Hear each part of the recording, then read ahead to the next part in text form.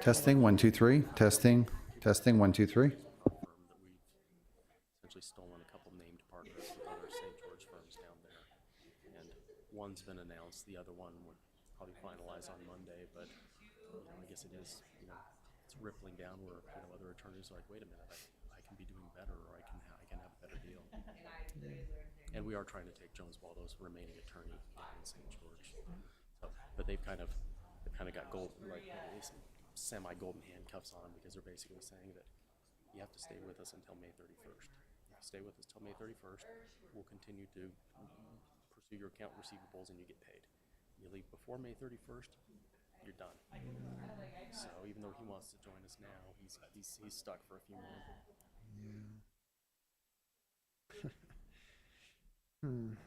That's tough. Yeah. I guess class must have got out, because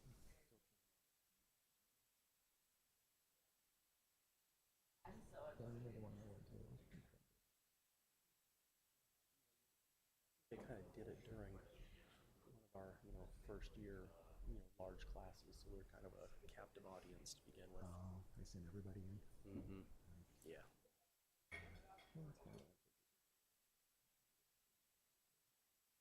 But I actually still do remember one of the arguments. This attorney was just trying to make a really convoluted argument, because I think it was like a defamation case, and he kept referring to a national broadcast of the document or something, but it was a really weird term that the attorney kept using. And finally, one of the judges had just had enough. Like, you mean he sent a fax? But that was the basis for National it was nationally broadcast. broadcast via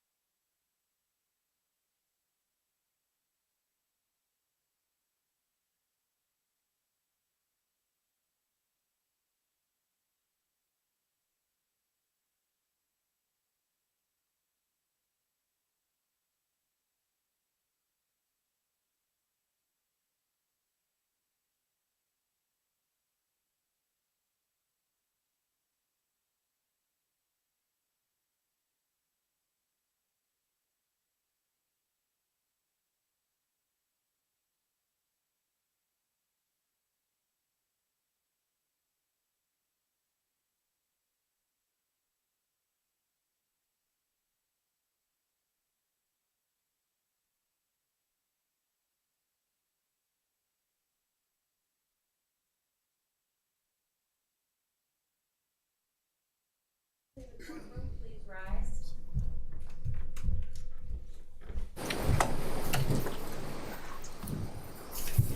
Court of Appeals is now in session. Please be seated. Good morning. Welcome. Thank you for coming to the College of Law today for these arguments. These are our first in-person arguments since March 6, 2020. And couldn't we be more happy to be here at the law school to be doing this. My name's Diana Hagan. With me today on the panel are Judge Gregory Orm and Judge Ryan Harris. We are going to be hearing two matters today. The first is Fox versus Fox. Counsel, could you enter your appearances for the record? Lincoln Harris appearing for Ms. Fox, and she's present. Thank you. Welcome. Adam Caldwell appearing for Ben Fox. Thank you. Thank you. We have allotted each party 15 minutes for argument, to present their argument. There is a clock on the lectern that will count down. At about 1 minute, it'll turn orange. And when you're out of time, it will stop and it will turn red for you. But if you're responding to our questions when time expires, please continue. This is your opportunity to address our concerns and answer our questions, and we want to make sure that you have plenty of time to do that.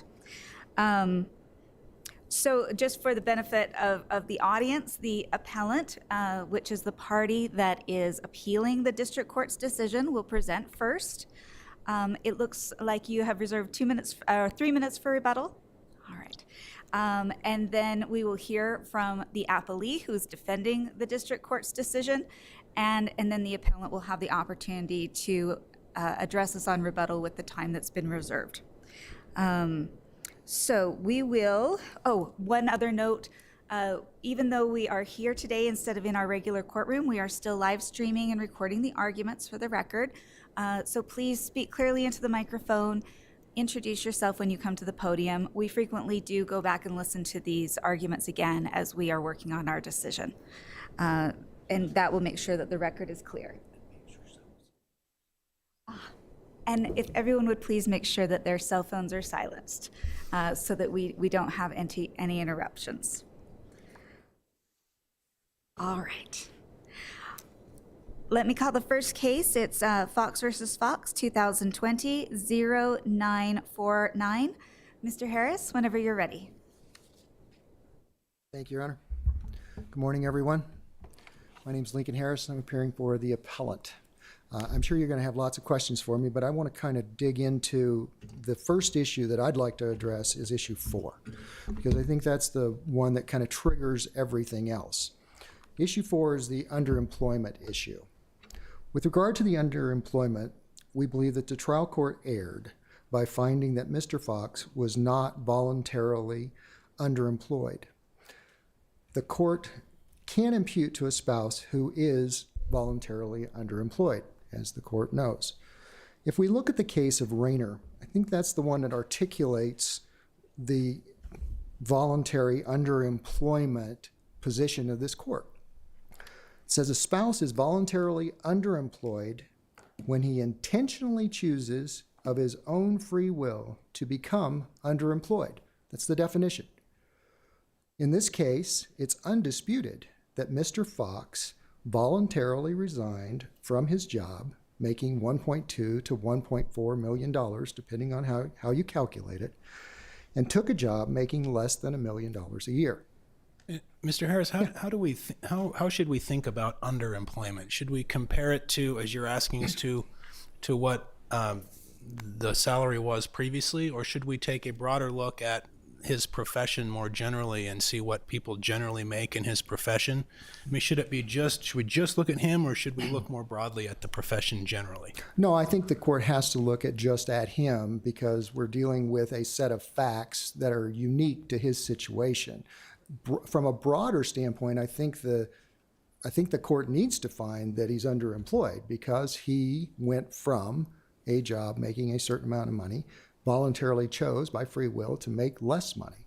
So in that instance, he's certainly underemployed under my position and under what I believe that the court's Yeah, position the is. fact I guess I'm getting at is that there was evidence in the record that he still is somewhere above the 90th percentile in income for neurosurgeons nationwide. Right. And what do you make of that fact? Well, I don't doubt that. But then if you look at when I cross-examined the expert, if you look at the additional information there, his own expert testified that he didn't consider Mr. Fox's skills and experience in various procedures when coming up with his calculations. He only used an average. So there was no determination from their own expert that he was in that just neurosurgeon standpoint. He had other skills and other abilities. So no, I think that the court didn't consider that when they looked at it. They just took average salary, what he was making at that point in time. So I think Does it matter what the reason was for becoming underemployed or taking a less well-paying job? I understand that if a paying spouse, were to do that out of spite, essentially, to decrease the amount of money that he or she was paying to the receiving spouse, that could certainly be problematic. But here we have the district court making findings that this was a sincere attempt to improve his lifestyle, because he was stressed, he was overworked. Does that matter? I think it does. Because I think at the end of the day, what I think the court's going to have to say is that it's okay for someone in a specific profession to change to that within that same profession during the middle of a divorce case and go from making this amount of money to 75% of that amount of money. When the reality of that is you've just taken 25% out of that nut, which could go to both child support and both alimony. Whether it's spite or whether it's the motivation from the person, I don't think that matters a whole lot. It's the reality of what happens afterwards when that occurs. But if we adopt that rule, does that mean that a paying spouse doesn't have the option to make career decisions in their best interest? For like an attorney doesn't have the option to go from private practice to public service, for example, because it will affect the receiving spouse? I think that's accurate, Your Honor, because I think that's the question is you're in the middle of a divorce case, you're working at Parsons or someplace and you're making $200,000 a year, and you decide to go work at the AG's office. I think the market's changed in the last year there. It has. Counsel. I apologize. Let's double that number and then we're okay. But You then- students out there, just never mind. Go ahead. Okay. Then you decide that you're going to go work admirably, go work at the AG's office and make $82,000 a year. Okay, but how does that affect the family dynamic? Because you've made a choice then to diminish the child support and the potential for alimony by making that choice.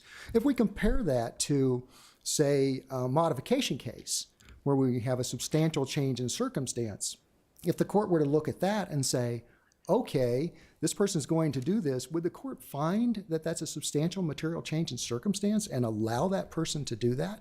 I don't think so under our current law. So I think we're looking at it in two different respects, but I think at this juncture, I don't think that it's allowable for someone to do that and financially harm the other side. And if you look at that from the Hill case that I cited, that's what happened in the Hill case. There they conceded that he was underemployed, voluntarily underemployed. They conceded that at that case. Then they decided, well, what should we impute him at? And unfortunately, there's not enough language in that case for us to determine how the court came up with the imputation.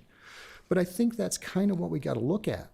And if we're looking at it in this case, then the imputation is his prior salary. That's the best evidence of what he's able to make. Yeah, in the Hill case, they didn't go to the prior salary. They went to some 83% of the prior salary.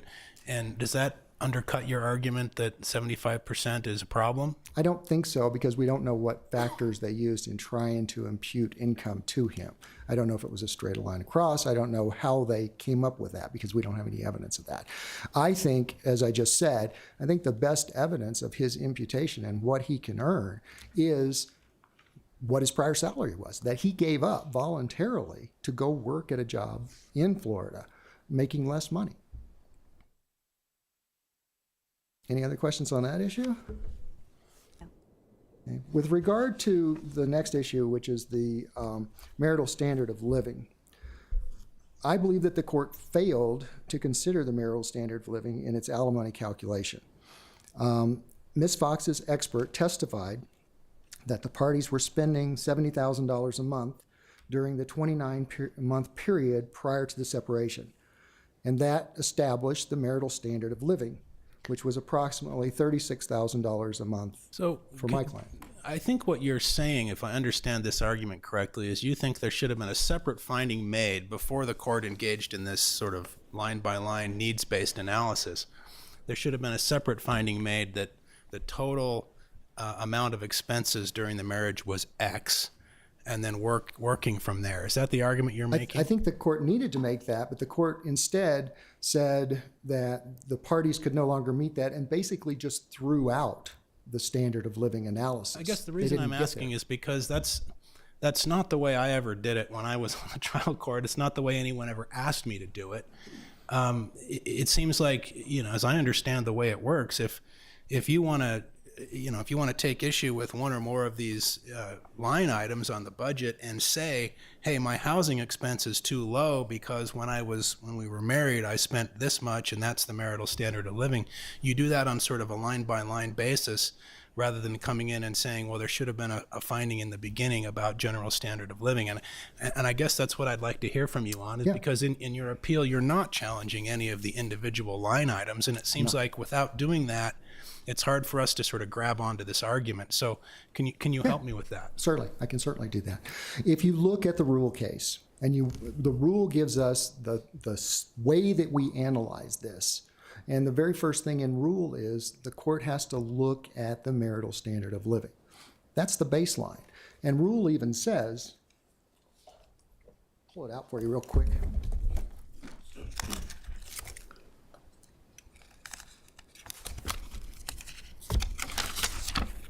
Oops.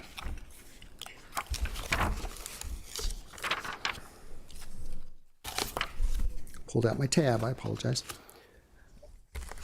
Yeah, I think you're going to point me to paragraph 18, right? I'm going to point you to paragraph right before that, actually, in paragraph 17. The court says, as a result, if the court considers the receiving spouse's needs based only upon a reduced standard of living at the time of trial, the resulting needs determination could prevent the receiving spouse from having her alimony increase to a level consistent with the marital standard should economic circumstances materially change.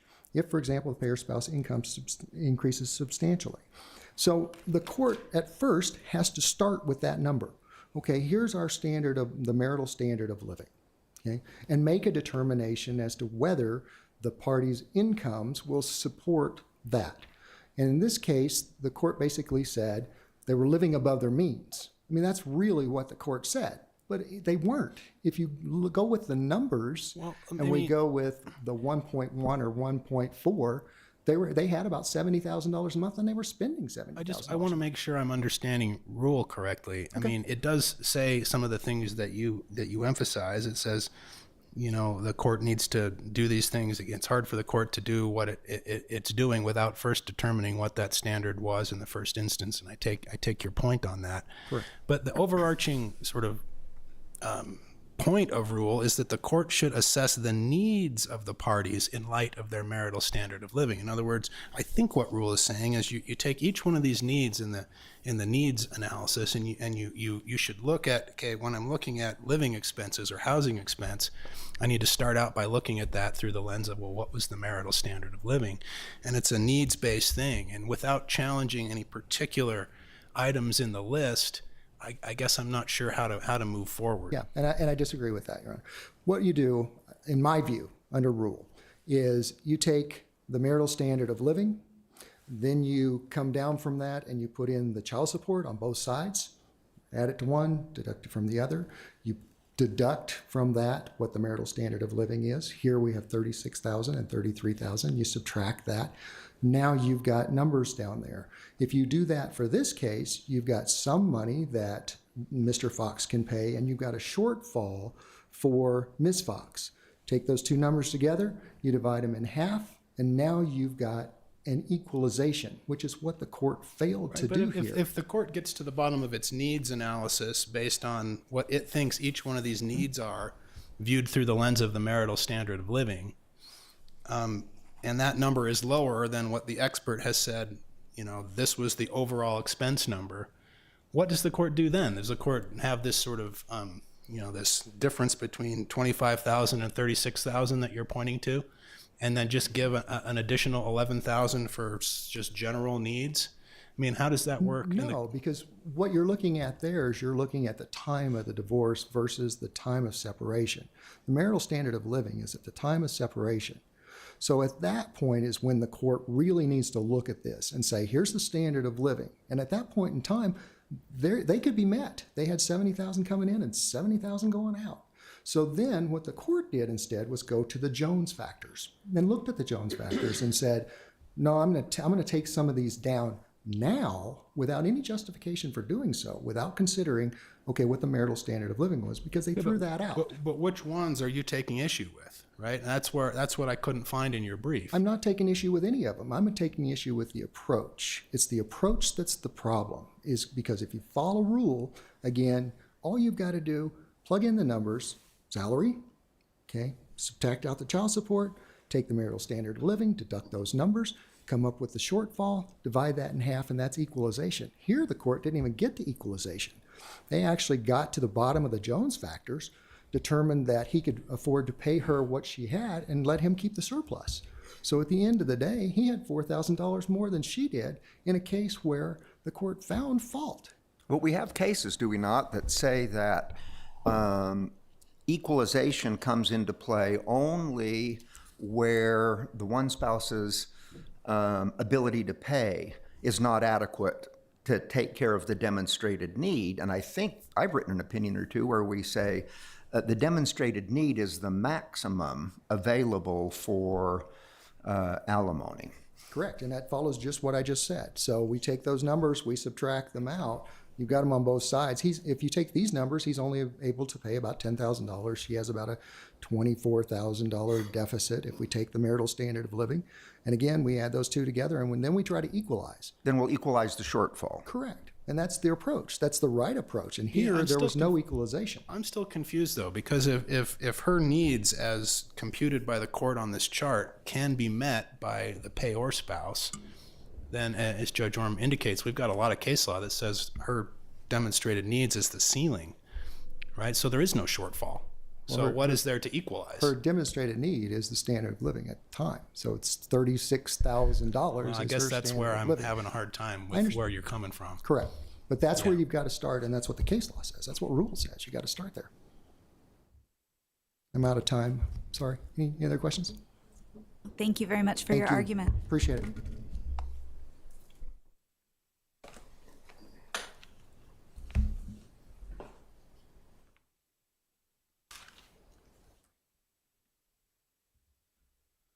I know that, I'm sorry, Adam Caldwell for Ben Fox. I was just going to let the court know that I know we've only covered 2 of the 5 topics.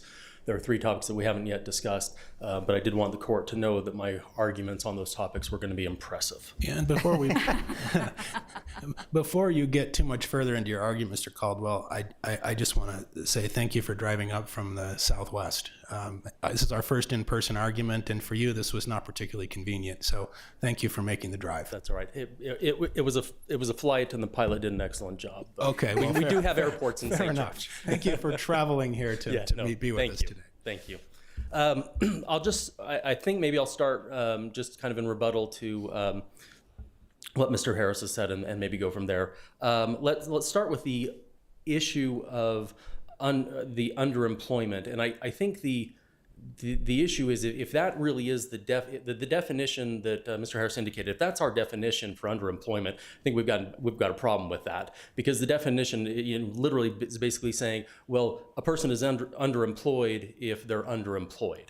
And I don't necessarily think that works. And the other point that I wanted to just quickly make was where Mr. Harris argues that Mr. Fox takes this new job essentially in the middle of the case. And I think it's important to keep in mind that his job search was not in the middle of the case. There is an ample record that Mr. Fox was burnt out, unhappy. The current job was not working for him. There is evidence that Ms. Fox accompanied Mr. Fox on job interviews, including her own family helping him line up job interviews. And so, yes, the ultimate change did happen essentially in the middle of the case, but the searching, the unhappiness, the trying to find the new job happened well before the party separation. Let me ask you a question Yes. about that. It's the same question I asked before. Does that matter? Does motivation matter? Because we do have a finding by the district court that his motivation in seeking the job change was not to deprive his family of support, correct? Yeah, no, I think motivation certainly, is one of the factors that certainly should be considered by the district court, and why is this job change coming about? At the trial level, I think that is an important issue. Does it also matter? I don't know if it does. Does it matter if the couple before the divorce had jointly agreed to a job change?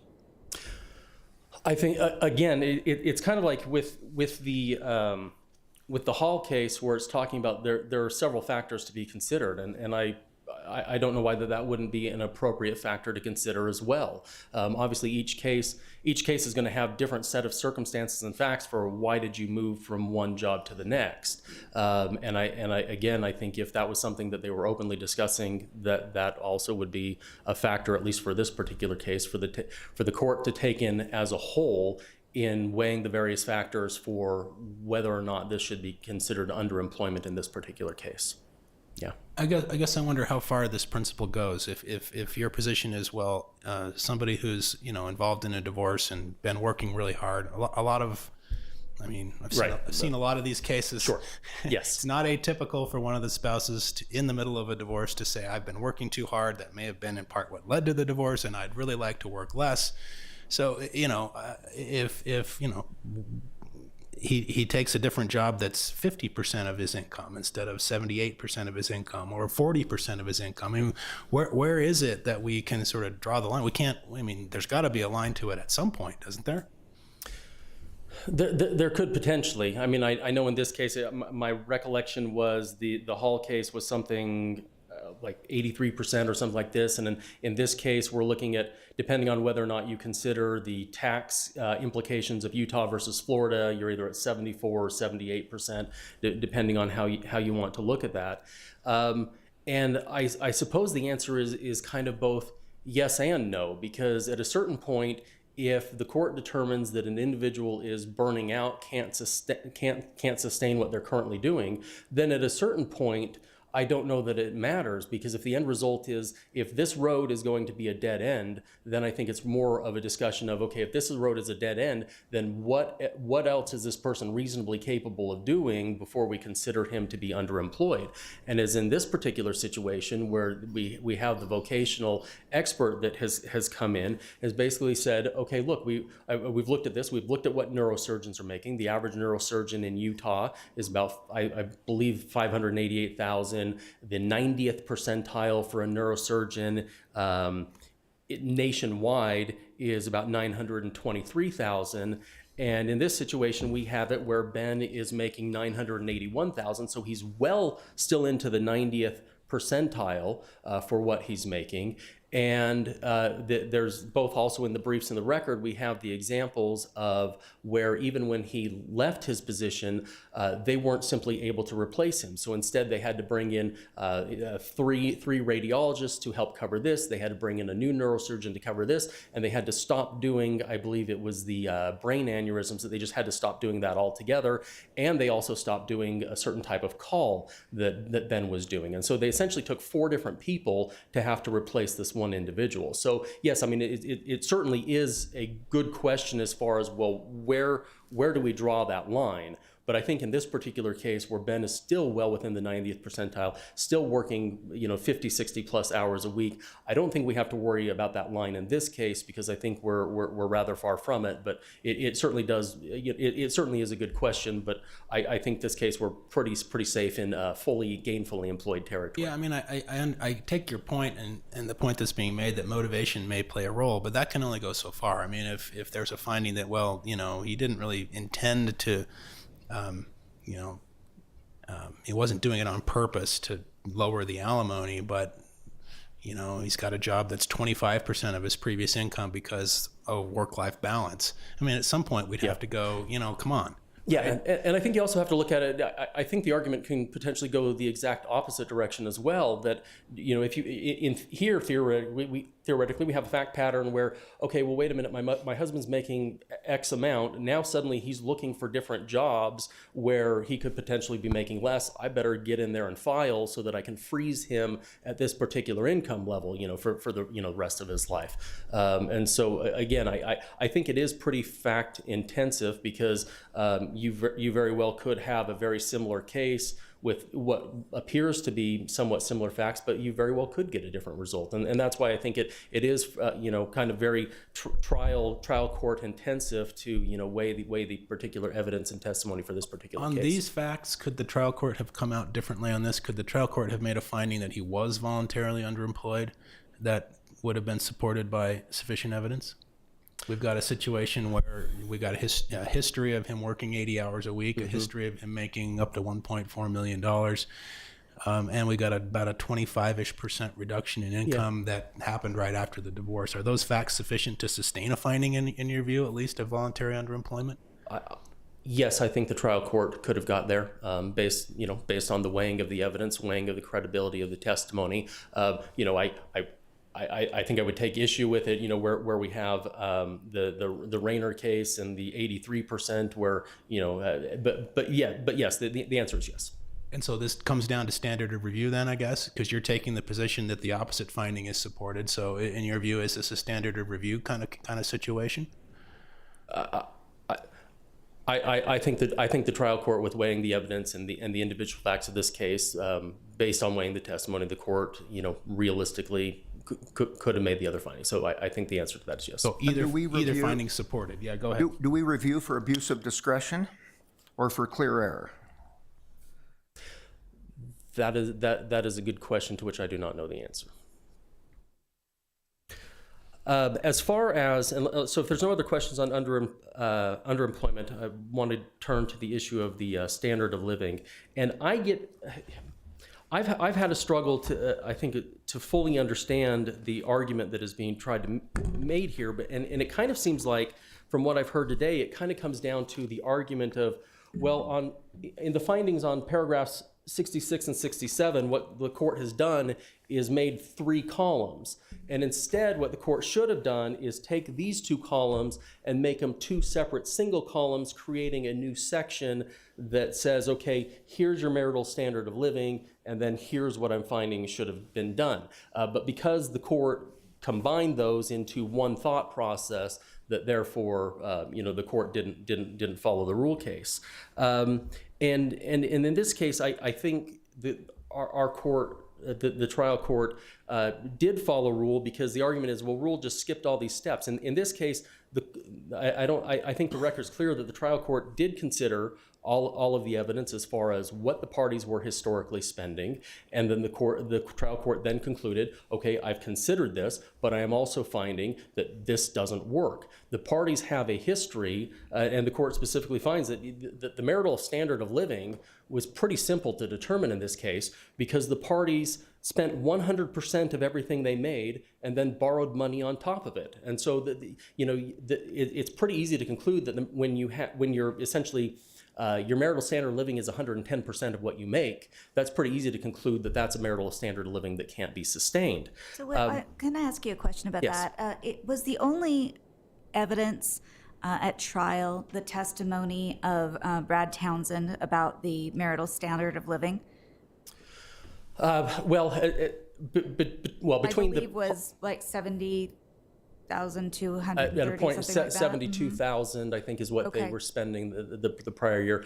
No, well, it was a combination of the testimony of Mr. Townsend and the financial declarations of both the parties and the parties themselves. But no, there wasn't a separate expert that was brought in. I think it's pretty much acknowledged that if the parties made 72,000, they spent the 72,000 and borrowed money on top of that. So the marital standard of living, the number was undisputed, essentially. As far as its income, yeah. I mean, fortunately, this was a case where the income really wasn't in dispute. I mean, he was a W-2 employee. It was fairly easy to see what the income actually was. Okay. But in this case, again, the issue once the court had determined that, okay, here is the income, yet the parties literally had no savings, nothing to show for it at the end of the day, because they literally spent everything that they brought in, and then borrowed on top of that. Obviously, we have the kind of the analogy to the blanket that fits on the bed. You cut it in half, and now suddenly it doesn't fit. In this case, we had a situation where the blanket never fit to begin with, because the parties were always expanding their bed at a larger rate than the blanket, being the income, was ever at. And so in this particular case, really, at the end of the day, all the court has really done is essentially said, okay, you guys cannot afford a $20,000 a month house. And so instead, we're going to have to trim that, because if you look at the individual expenses, Sorry to interrupt, but Yeah. I guess I'm still having problems with the issues that Mr. Harris and I weren't seeing eye to eye on, which is, why does equalization of poverty conceptually even matter here, where we have a finding from the court that the payee spouse's needs can be met from the payor spouse's income. We're not equalizing anything. The needs are being met according to our case law. That's the maximum that the payee spouse is entitled to. Aren't we kind of done? I agree. I think we are done, other than the fact that I've got two minutes left on the clock. Okay. But so I was going to say that you're right, that the court concluded that the $25,424 was what she needed, and based on the imputation of income, the alimony, and the child support, the needs are met. And I guess my only point to the arguments of her needs is that when the court concluded that the $20,000 a month for just a house isn't going to work, that's if you look at the individual items, that was really the only one that took a kind of a significant cut. And that if you look at everything else, there are 14 of those individual items where Ms. Fox was awarded every penny that she asked for. Yeah. There were a couple where she was awarded more than she asked for. To that point, yeah, as far as I can see, there were 4 items that the court gave the payee spouse less than she asked for, and those mostly had to do with housing expenses. It was rent, mortgage, real estate maintenance, utilities, and telephone. Mm-hmm. And then there were 3 categories where the court gave more than what was asked for, and in every other category it was a to the penny award. Correct. Am I understanding that right? You are, and really the biggest, in fact, if you just take the house out of it, and you take the house out and isolate the rest, she actually got, I think, about $50 a month more when you take the ups and downs from the other adjustments. And so she really, other than the house, which the court just said was impossible to continue, pretty much everything else was there. And the court basically, between the housing allowance for Ben, which was $3,000 a month less than what Ms. Fox was awarded, but you take the 9 and the 6, and you really are kind of back to the 15, so you're within $1,000 what the parties had at the marital standard living. Clearly, this is a situation where both parties can't have a $20,000 a month house going forward. The court recognized that. It made adjustments to the house, and I think everything else is there. With that, I see I've got about 10 seconds left. And maybe this is a question for the other side, but is the house been sold? Do you know? The house has been sold, yes. Yep. Okay. Thank you. Oh, and I'm sorry, one other question. No, I'm sorry, this is for the other side. Okay, I will let great. you sit down. Thank you. Even better, thank you.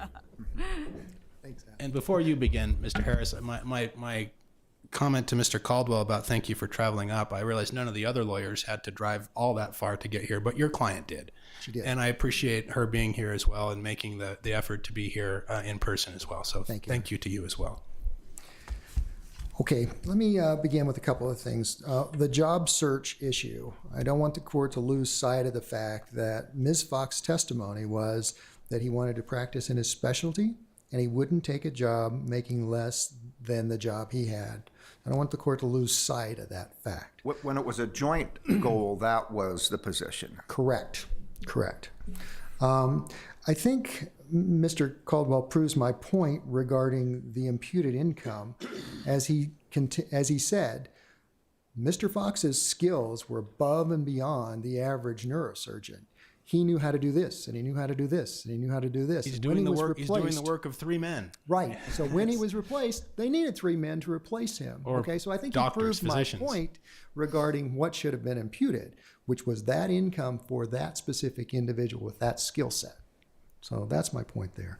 I want to touch on just a second on the minor case because I know Judge Harris authored that opinion and Mr. Caldwell was actually an attorney on that case. And in that case, we get this result where we have Mr. Minor arguing that he made about $1 million a year. And because the court was going to award him 50-50 custody, I believe, if I'm not mistaken, you guys probably know this case much better than I do, but the court would not let him reduce his income down based on that factor. So just because he wanted to earn less money and because he wanted to take care of his kids, the court didn't let him do that and imputed the income or went with the historical income in that regard to about $1 million a year. Yeah, is that a standard of review issue, though? I mean, Mr. Caldwell wasn't able to help us out on the standard of review here, but isn't it a deferential one? I think it's clear error if the court doesn't apply the standard, which is, in this case, as I said, the clear definition is, if you willingly leave your job, you are voluntarily underemployed.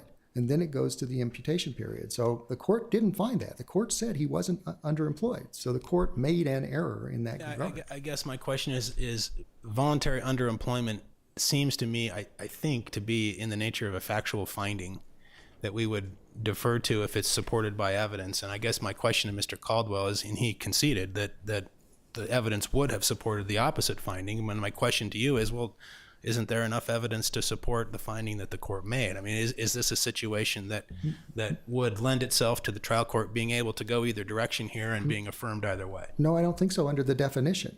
The court had to find, based on his willingness to leave, his voluntary withdrawal from his employment, that he was underemployed. Now the court goes through another analysis and tries to figure out what should he be imputed at. So I think it's a two-step process. So I think it's clear error to find that he wasn't underemployed. Yeah, it Because is he's 2 steps. You voluntarily- got to find he's voluntarily underemployed, and if you find that he's not, then you don't need to impute, right? Correct. You only impute if you make a finding of voluntary underemployment. And the court should have done that based on his voluntary leaving his job. Okay. Let me ask you a couple Yeah, questions sure. about the marital standard of living question. It seems that it's pretty much undisputed, and your expert put on the only testimony about what the marital standard of living was. So it seems as though we can probably assume that the court impliedly found that that was the marital standard of living, and that could not be sustained. So is your argument, though, that instead of going to the needs analysis, basically the court had to look at what the marital standard of living was and completely equalize that so that, and I cannot find the number. I know that Mr. Fox had a surplus Correct. each month. What was that? $3,700. $3,700. Thank And he you. built $2,000 in retirement into his side of the fence. Okay, so really what you're saying is because the marital standard of living was higher than the needs, that $3,700 and possibly also the retirement should have been split equally, that excess. It Is should that have right? been equalized. I can't say that it would have been split equally. That's certainly up to the court to make that determination. But you have to go through that process of equalization. And that's where Judge Harris and I disagree. You know, I think you have to start with that standard of living because that's the testimony. This is what they have. And the court basically ignored that and said, no. But if we look at the marital standard of living, it was the same as the income. It was around $70,000. They spent what they got. I mean, that's what the standard of living was. The only reason that we're dealing with this, and Mr. Caldwell talked about the blanket analogy, the blanket doesn't fit here because you reduce the size of the blanket. That's why it doesn't fit. It fit before. There was 70,000 and there was 70,000. So now you reduce the size of the blanket. Yeah, it doesn't fit. Now you're down to 52,000. You still got the 70. But when just a moment ago, and I appreciate your candor, you said, well, no, it doesn't need to be split equally. It just needs to be equalized. Correct. And of course, the district court does have some discretion in deciding how to distribute this income. Is a $3,700 difference, given the type of salary and income that we're talking about here, is that going to be an abuse of discretion? Is that going to be so arbitrary and capricious that it would require a reversal? We don't know because the court didn't go through that analysis. That's the piece that the court's missing. The court should have gone through the analysis, found the shortfall, and then done the equalization. The court didn't do that. The court stopped at the Jones factors and said, you get this much, he gets this much, we're done. There was no equalization. And one other housekeeping matter, do you agree that the parenting camp and the coach, that issue is moot at this point? I guess I have to say that because it ordered them to do it within a certain period of time. One was within a year and one was within 6 months. And it wasn't done, so there was no money expended. It wasn't on done. that. There was no money expended. So Right. I would agree with that. Okay. Anything further? Okay. Thank you very much. Thank you very much. Thank you very much for your arguments today and for your briefing. The arguments were very helpful and a great example to our law students. I really appreciate you showing them two great attorneys in action and representing your clients so well. So thank you so much. All right, we will hear the next case. We don't even have to turn off the WebEx. Turn to the next case. Kind of nice. As soon as I finished doing the introduction, I looked for the mute button. Congratulations. Oh, thank you. Thank you.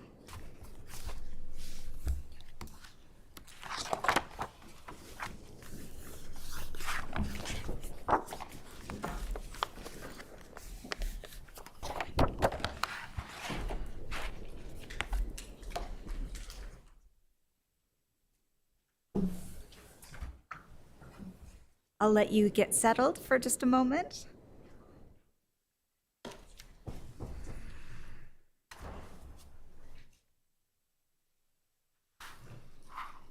All right, thank you. We are here in our next case. Is it Vertel?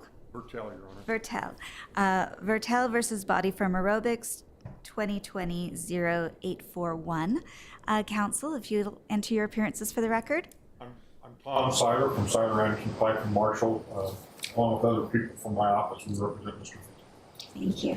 And Blake Osler of Osler Legal Advocates, representing the appellees. I wonder if the panel would indulge me. I have my son here, who's a member of Parliament, Tristan Brett, and I would be honored if you would be able to sit at the table with me. We would love that. Please do. And I'm sorry, what was your name? My name is David Osler.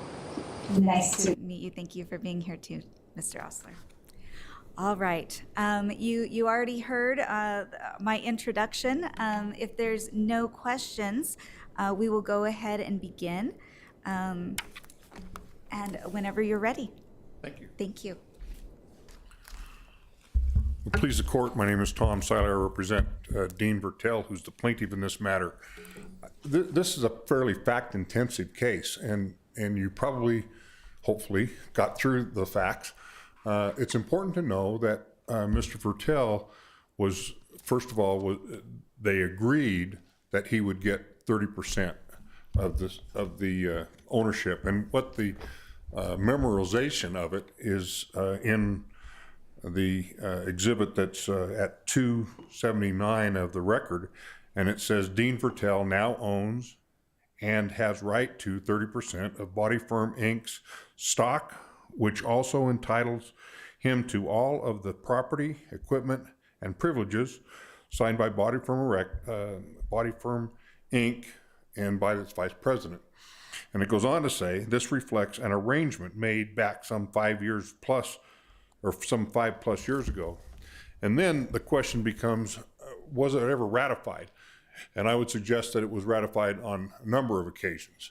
First of all, there were payments. Can I break in right there and ask you to, before you get to the factual issues related to the ratification? Sure.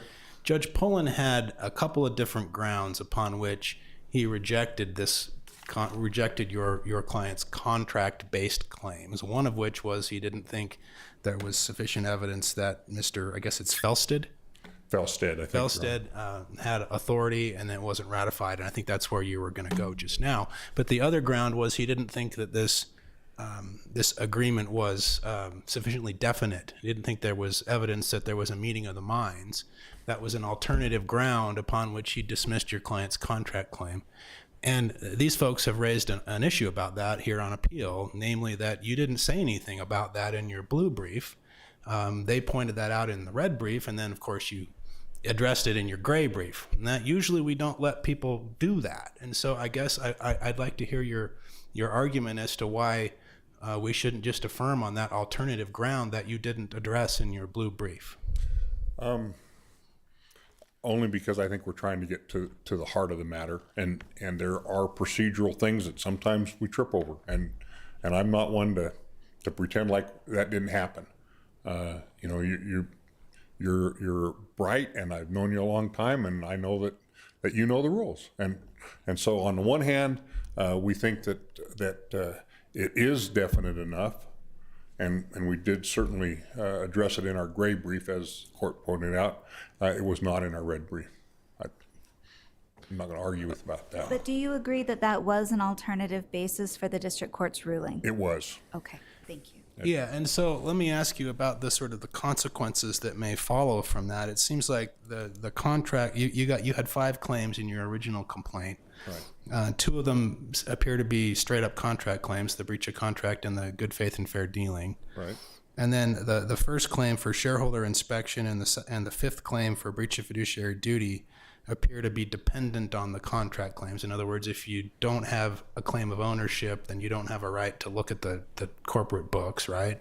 And that's where that right comes from. Right. And with regard to breach of fiduciary duty, Judge Pullen has this secondary ruling where he sort of noodled over, well, what is the relationship that you're asserting was fiduciary? And he came to the conclusion that the only relationship that's potentially fiduciary here is shareholder corporate relationship, which of course, if you don't have the ownership, you don't have that. And that's the basis he dismissed that. So it looks to me like if you don't have the contract claims, then those claims fall by the wayside as well. Do you agree with that?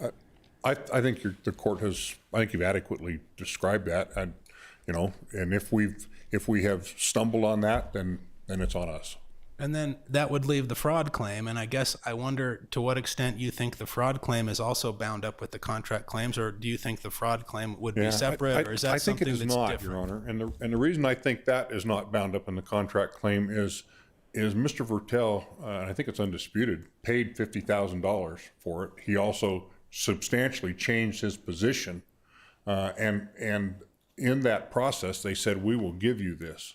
Now, we've got the appellate problem that you pointed out, and I can't tell you it's not there, because it is. But the fact is that not only did Body Firm Aerobics put into their into number 279, which is the agreement, that is record 279 that I read to the court, but they also over time paid about $1.9 million, I think it was, but they paid from September 11th of 2001 clear through May of 2015. They made monthly payments every month that could only be for dividends. There's no other purpose for it. If you take the defendant at their word, they would say, well, that was charity, except that if it was charitable, it's not no one claims it's a 501(c), but if it's charitable, then somebody has taken that deduction on the tax return, obviously, and they've perjured themselves to the IRS. So we have, on the one hand, what I believe is perjury in terms of saying either that Dean Vertel is an owner when they said that to the trial court and in Judge Laycock's instance, or they perjured themselves now in saying, oh, he wasn't an owner. So as I understand your argument, you're saying that on the fraud claim, there are issues of fact for a jury. That's right. as to what these payments were and what they were represented to be and all of those things. Exactly. So- And so it shouldn't have been dismissed. Yeah, are you done judging? Okay. What are the allegations of fraud that form the basis of your cause of action? I guess I want to make sure I understand that and then I'm clear on that. Good question. So the allegations of fraud are this: they told Mr. Vertel he would have stock. They told him that they would continue to pay dividends, and they did pay dividends. They represented to the trial court in what we call the Andresen matter that he was an owner, and they've represented to him that by way of payments, here they are. There's no other purpose for that long stream of payments other than as a shareholder. So we think that is exactly on. Did you ever amend your complaint? I don't believe so, Your Honor. Okay, so I've got your complaint here, and the allegations of fraud that are referred to in the fraud cause of action, which starts on page 8 of your complaint, really have to do with your client complaining that he wasn't told of this acquisition by Vasa. Right. I mean, I guess you do incorporate by reference the rest of the complaint, the previous complaints, and so that would be where you're referring to that you referred to this other stuff. And it is true that the defendants did not tell him about this acquisition. They said there might be one, and you'll get less money than you expect, but not that you won't get money. Those are very different things. I do want to at least touch on the judicial admissions, because this is exactly on point. In the Krakendaw case, I'm not sure if that's how you pronounce it, but in the Krakendaw case, the two truckers admitted that that they caused the wreck. That was the point of all that. And they had nothing to gain from it. In this case, that is in the Andresen case, the body firm Aerobics affirmatively told the court Dean Bertel is an owner. And as a result of that, the court entered a judgment against Dean Bertel for some $35,000. And that's a significant change. And why did they enter that, or why did they make that representation? If you believe their pleadings now, they made that representation because they said, we want to protect the people we say are the real shareholders. And that's a definite advantage to if that happened, to the real shareholders, as they say. So I guess I want to be clear on what it is you're asking for with regard to this judicial admissions argument. Are you asking that these admissions be deemed conclusive and that you win because of them? Or are you asking that these admissions be at least evidence that you can then use to resist summary judgment? I believe they're conclusive, Your Honor. I think that you can't allow people to commit perjury and to have them gain from that perjury. And if we do that, then we're encouraging perjury. And that simply can't be the law.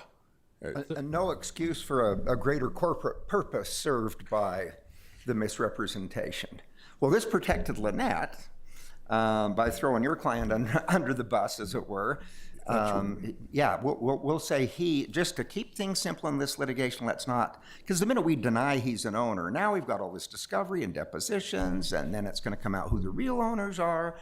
And before you know it, their depositions are being taken, and this, $2,000 statutory penalty case becomes this big giant mess.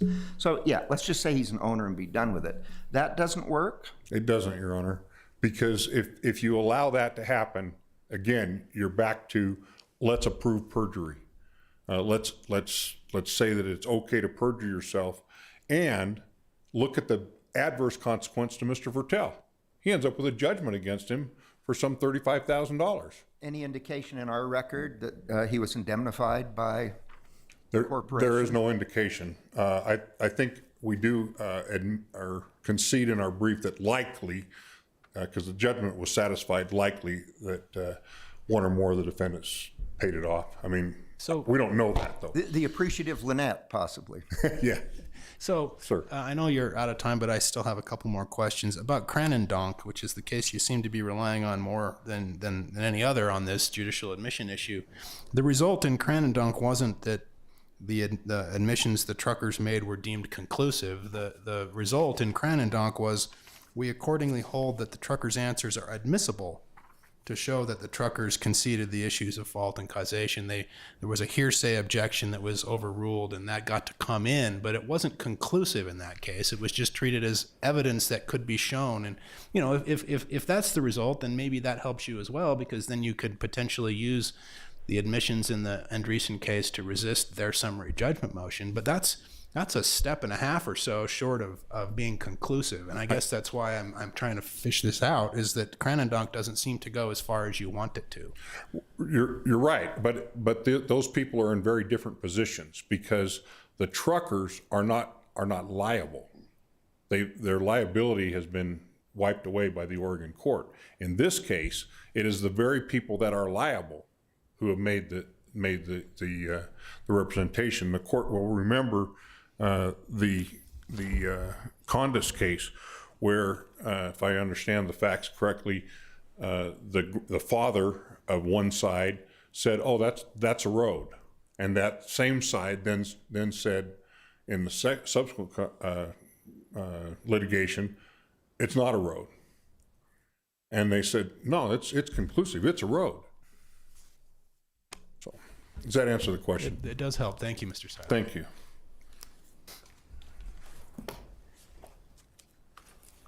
Thank you. If it please this august court, it's a pleasure to be in front of you yet once again, and each of you.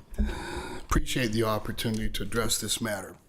I'm first going to go to the conclusiveness of the fact that they have not addressed any of the contractual issues, or the fact that the contract was simply not definite enough to enforce. And because it's raised for the first time in the reply, under this court's decision in HKS Architects versus MSM Enterprises, which was decided after we finished briefing this matter, the issues that are not addressed are simply not, they've waived, the holding of this court is that they waived those issues. What's the result of the fact that there isn't a contract that's definite enough to be enforced? Because they've waived the issue that it is definite enough to be enforced. Specifically for the fraud claims, let's look at their claim. Yeah, as I understand it, I think we've got an acknowledgement from Mr. Seiler that if that's true, then the first and the fifth claims fall away as well. But I think there's resistance that the fraud claim does too. So I think I'd like to hear from you on that. That's what I want to address. This is paragraph 44 of their complaint. In fraud, of course, there has to be a duty to disclose. And what he's claiming is not that we misrepresented matters, but that we failed to disclose the existence of the subsequent corporate transactions where ownership interests were transferred and conveyed. This is what they allege in paragraph 44. The defendants had an affirmative duty to disclose to the plaintiff, Dean Vertel, the existence of the negotiations and indications of interest of Vasa Target LLC and other defendants in the acquisition, if any, of the membership interests or assets of Body Firm Aerobics LLC by Vasa Target LLC and other defendants. This is all a fancy name for what used to be known as Gold's Gym. So we have all these entities that are now going to be purchasing an interest in the entity that is Body Firm Inc. And that duty doesn't arise unless he's a member. The only reason that there could be for there to be a duty to disclose anything is that he's a shareholder and they had a duty under Utah statutory law and under the bylaws and articles of the entity to include him as a shareholder and give him notice. Absent that duty, and they haven't alleged any other basis for a duty to disclose. That is their complaint. What do you make of the argument that in paragraph, I guess it's 39, they incorporate by reference all the other allegations, and in those other allegations they talk about how they told him he had an ownership interest, they told him they were going to pay him corporate dividends, and then stopped. But those are all based on the to-do note. I mean, what he's saying is look at the to-do note and what it actually is. So they're claiming that there's a to-do note, and in their briefs they say what the to-do note is. It's not a bill of sale. The to-do note is ratifying an earlier agreement. That's their claim. And so we really have a 1993 verbal agreement that they're trying to enforce that is just you own 40% of something. He's then put on notice in 1998 that that agreement is being breached because he's only going to get 30%. I submit the statute of limitations begins to run at that point. But the bottom line is the to-do note is not a sufficient basis for an agreement. We've established that. And if the to-do note is not the basis for the agreement, then all of their other assertions about that they make earlier in the complaint fall away because that's what they rely upon to establish the agreement. It's not definite. There's not a theory in the complaint that totally separate and apart from the contract memorialized in the handwritten to-do note. There was an agreement and understanding about shares going to Mr. Vertel. Exactly. And notice how they tie in. What they're saying is that the statements in the Andreasen matter, you know, where we tried to avoid, because frankly, after 4 hours of an attorney representing him, they would have already paid more in attorney's fees, at least at my rate. They would have already paid more in attorney's fees than it was at issue in the case. With respect to that, they're saying they were ratifying that earlier agreement in the Andreasen matter.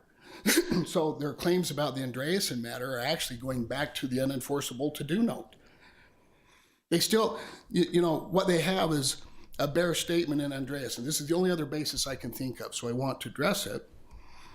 Is the Andreasen admission that he's an owner, no reference to percentage, no reference to of what, issued, authorized, you know, protected shares, where he can't have a dilution of his interest. We don't know any of that from the Andreasen case. We just know that there is this statement, he's an owner. Does that provide the definition necessary for this? And remember what a contract is that's too indefinite to enforce. It can't be enforced because the court can't find a way to enforce it. It's too indefinite. And without the court simply providing terms that were not provided by the parties themselves, the court can't provide any remedy. That's what an agreement is that's too indefinite to enforce. The Andreasen matter doesn't provide us anything in addition to that would allow us to enforce it. What that means is, even if we took the Andreasen and said you're bound by it, it'd give you everything you want for Andreasen, it's not definite enough for a court to enforce. There's nothing there to enforce. So is your position that the complaint does not give rise to a claim for fraud based on this idea that he was told that in exchange for his work towards this company, that he would get an ownership interest and dividends and things from the company? You can't read the complaint broadly enough. We mentioned earlier how the fraud claim incorporated the other allegations. Can the complaint be read that broadly? I don't think so, because they have been very specific that everything relates back to that to-do note that is too indefinite to enforce.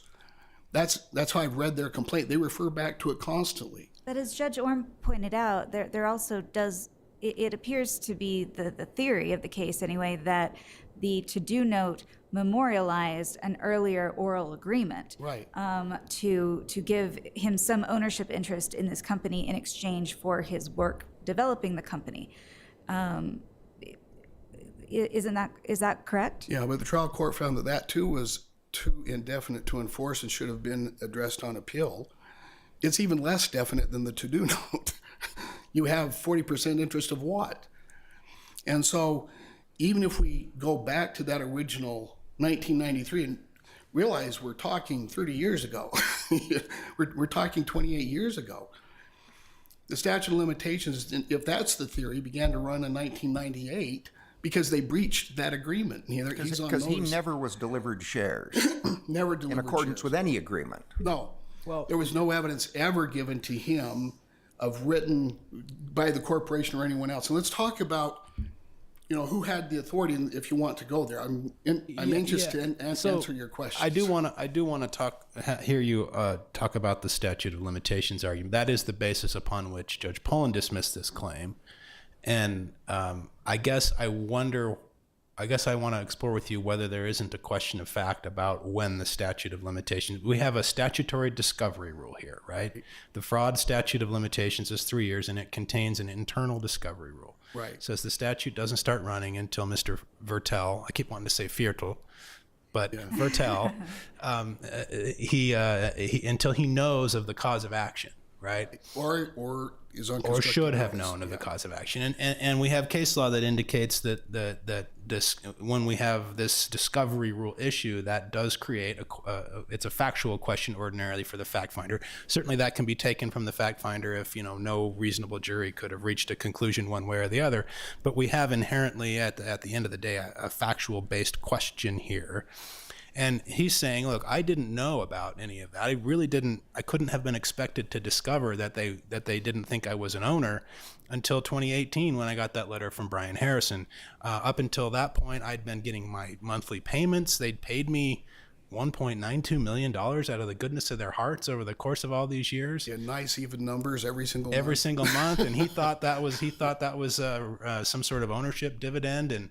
And even after those payments stopped, he apparently was in some kind of negotiation or discussion with them that, hey, we're going to buy you out, but your payment might be less than you think. His position is, I really didn't know until the Harrison letter that you guys didn't think I was an owner.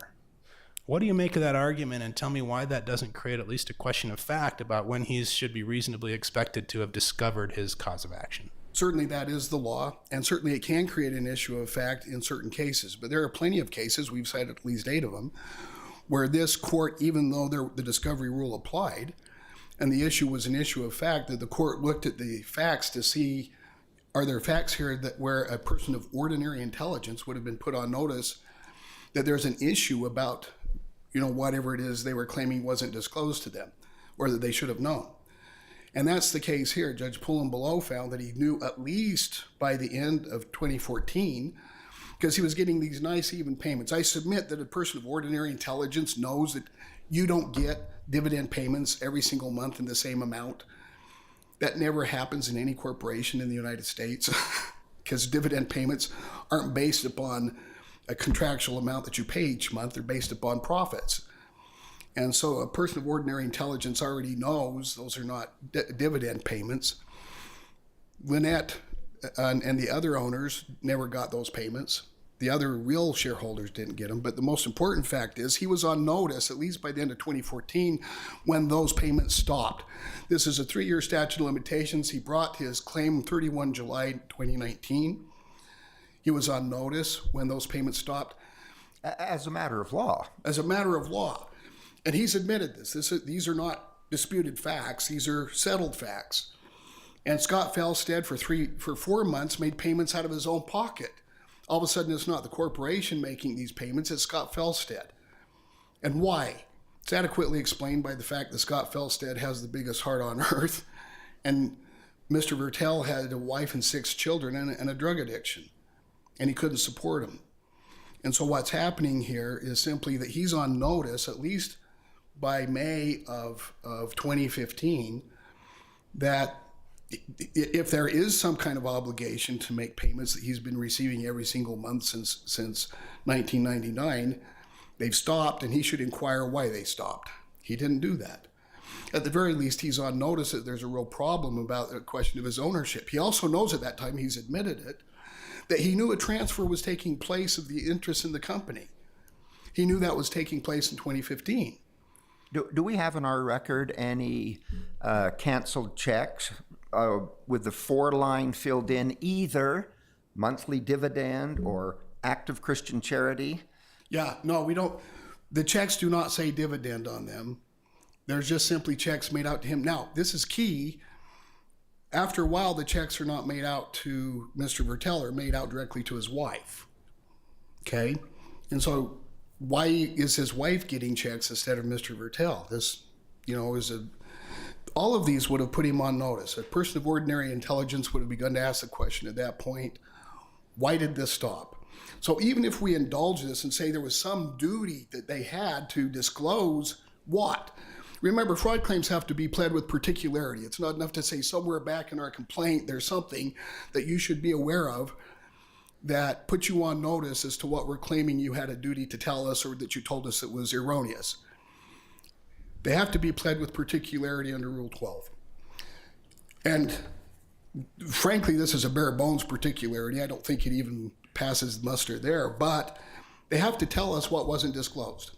What's the duty and what they failed to do?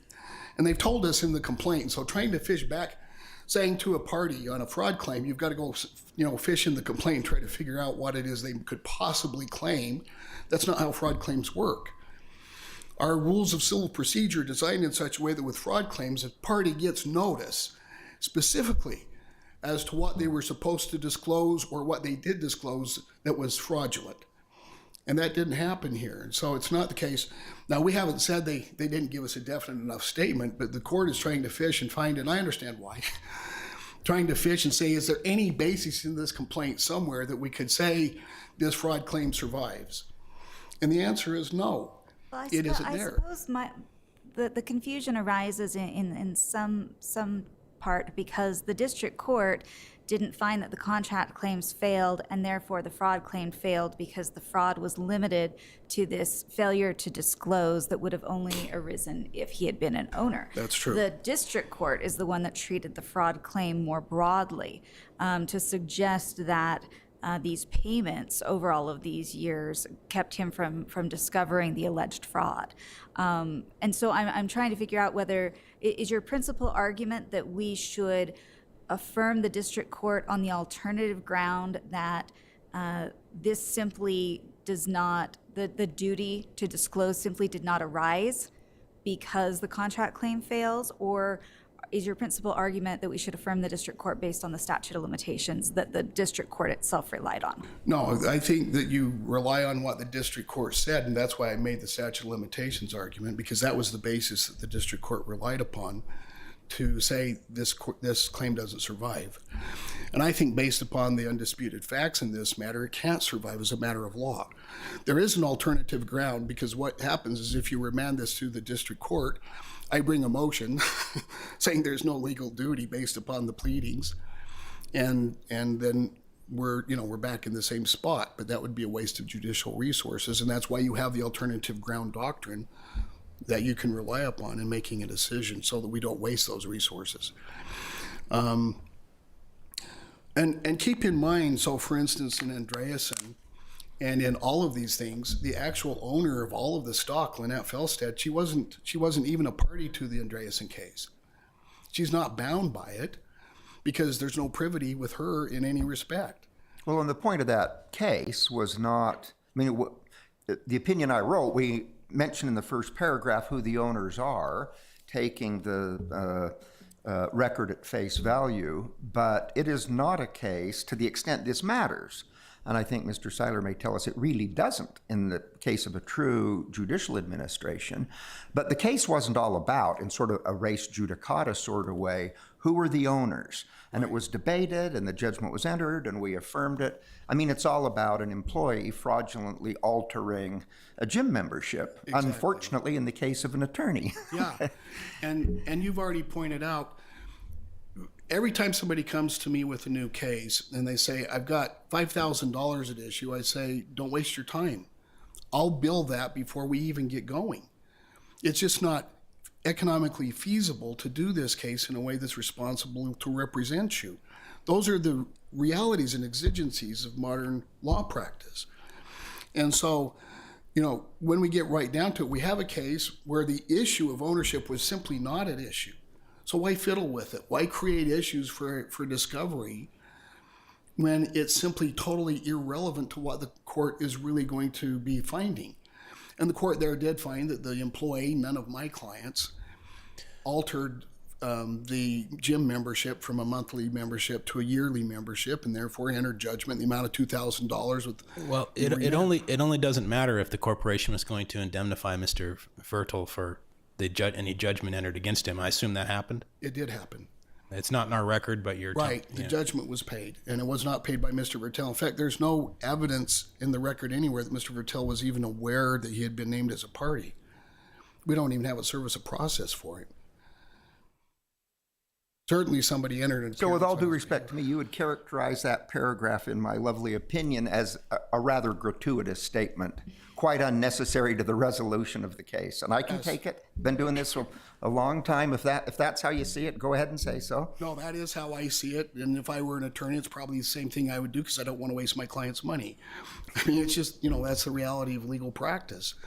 Looking at it from this perspective, I'm saying, well, I just wish they denied it, but they didn't. And so, but what does it really matter? It's not, even if we take it, it's not definite enough to enforce. But more importantly, the only person who had a stock ownership that could have been bound by it is Lynette Felstead. None of the people for whom there was admission were stock owners. What do? Remand and say, make all stockholders, take all of the current people who have invested money and tell them they don't own anything? That's why we have statutes of limitations. This is too little, too late. He's on notice, should have taken action clear at least by the beginning of 2015, and he didn't. He was on notice, and the statute begins to run when he's on notice. And that's when the trial court found he was on notice based on undisputed facts, and I don't see how any person of ordinary intelligence could see it otherwise. What about Mr. Seiler's argument that when it comes to the truthfulness of admissions and our strong policy against perjury, we come down four square in favor of taking admissions at face value and really don't accord parties the flexibility to be kind of cute with judicial admissions for their own. I think that may be his best argument. They admitted he was an owner. Yes, they did. And you said in your opinion he was an owner. We don't look past that. If the way we got there was because they admitted he was an owner. There's still nothing to enforce, A. Say it again. There's nothing to enforce, A, and B, the admission wasn't made by the relevant person. Lynette is not a party to the action, and she owns all the stock. So are you going to say, what I'm going to do is I'm going to get a friend, we're going to go file an action together, and we're going to say you three we two are the owners, and it doesn't matter who it is, we just go in and say we're the owners. Remember, he's also not a party opponent. It's not an admission by a party opponent, which I suggest is one of the reasons that the strong, we have this strong policy, because we don't want to when we have really disputed issues with a party opponent, when those admissions are made, they've got to be enforced. So weren't the admissions made also by the company? No, the company was a party to that case, right? It wasn't just the individuals. I'm looking at the caption. It was a party to the case. Yeah, It was a party to the case. The admission and the answer is made also by the company. Yeah. But the company doesn't own the stock. Lynette Felstead does. I guess Judge Orm's question's a good one. Shouldn't we take a company's word as to who its owners are at face value? Well, you can take it at face value, except that it's still barred by the statute of limitations. It's still the case that the relevant person who owns the stock is not before the court, and there's still not a remedy that can be given. And so when we're dealing, by the way, this is 5:53 and it's counting up, so I assume my time is up. But it is important to maintain the judicial integrity of admissions and pleadings. Let's just admit that fact. Let's also recognize the realities that this is not an absolute rule. Our courts have been clear on exactly one thing when it comes to judicial admissions. Well, these are judicial admissions and not judicial estoppel, because the only thing they asked for were judicial admissions. So it just means that some evidence could be presented to defeat a summary judgment, right? It's not a basis for judgment. But if our court has been clear on one thing in all of its cases, it's that there are no absolute rules here. It states it over and over again. And the reason there are no absolute rules, and that we have this exception that's been stated in at least 4 cases, that when it's in the interest of justice not to deem the admission to be an admission, that the court will not do so. And there's a reason for that, because the courts, what they're really after are truth, and the truth here is that he was not a shareholder.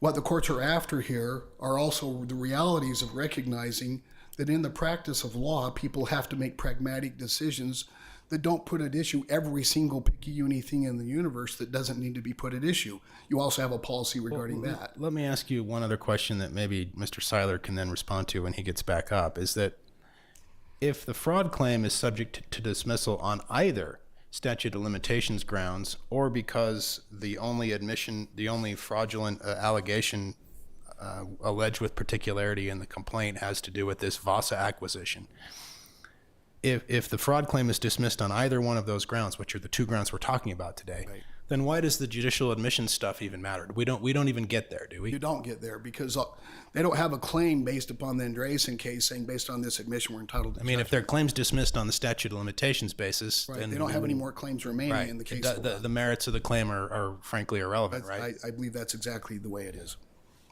Thank you. Thank you, Your Honors. I appreciate it. And let me say, I've practiced with Mr. Seiler for a long time. We've been good friends. I appreciate the opportunity to be here today with him. Thank you. I think that these arguments have been a great example of the kind of civility and professionalism that we see from our bar, and it's been a wonderful example to the students. Thank you. Mr. Seiler. Thank you. This says I have 4 minutes. Is that right? Yes. Okay. So it seems to me that we're sort of circling around this judicial admissions issue. And the judicial admission we have here is a sworn to testimony by Body Firm Aerobics, signed by Mr. Peterson on behalf of Body Firm Aerobics, that says Mr. Vertel is an owner. We also have the finding in the findings of fact by Judge Laycock that Mr. Vertel is an owner. We also have Body Firm Aerobics counsel, Mr. Harrison, saying in oral arguments to Judge Laycock, Mr. Vertel is an owner. And then 15 years or so before he sends a letter saying he's not, right? Yeah, right. The same actor. Yeah, that's sort of interesting. I think he actually says in his letter, I find no basis for it, or I find no evidence of it, or something to that effect. When he was the one standing in front of the trial court saying, yeah, he's an owner. And the adverse effect, of course, is not only did Mr. Vertel get a judgment against him that we don't have in the record, but we don't have any evidence that he paid it. So, but you have all the bad credit things that arise from that.